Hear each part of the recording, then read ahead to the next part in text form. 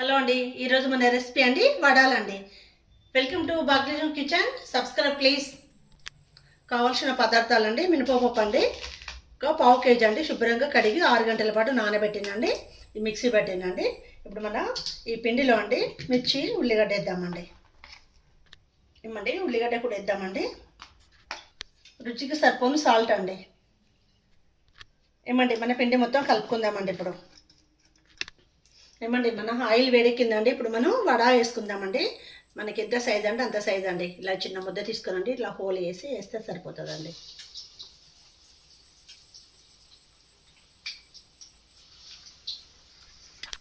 ఏమండి చూడండి, మన వడలు చూద్దామండి. స్టవ్ని మీడియంలో ఉంచుకోవాలండి, మంచిగా కాలుతాయండి.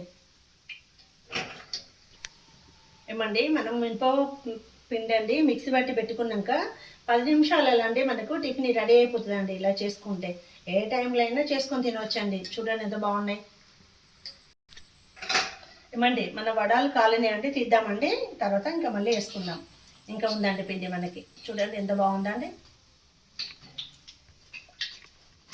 కొంచెం ఆయిల్ అండి, మళ్ళీ స్లిమ్లో పెట్టుకుందామండి స్టవ్ని. మళ్ళీ మిగతా చేసుకుందాం.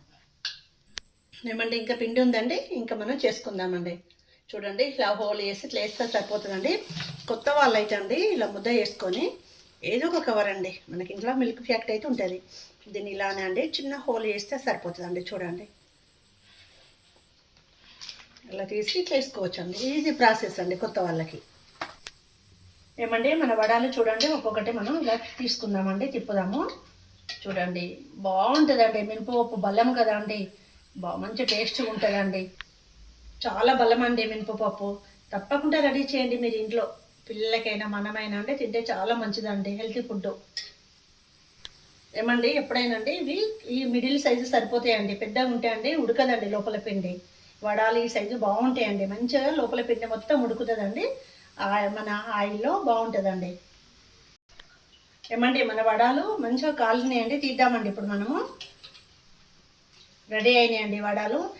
పిండి అండి ఎంత మెత్తగా పట్టుకుంటే అంత బాగా వస్తాయండి ఇవి వడాల పిండి. మనం మినపపిండి అండి మంచిగా మిక్సీ పట్టాలండి, మెత్తగా బాగా వస్తాయండి. ఏమండి మన వడలు రెడీ అండి. మన వీడియోని లైక్ చేయండి, షేర్ చేయండి. థ్యాంక్ యూ అండి.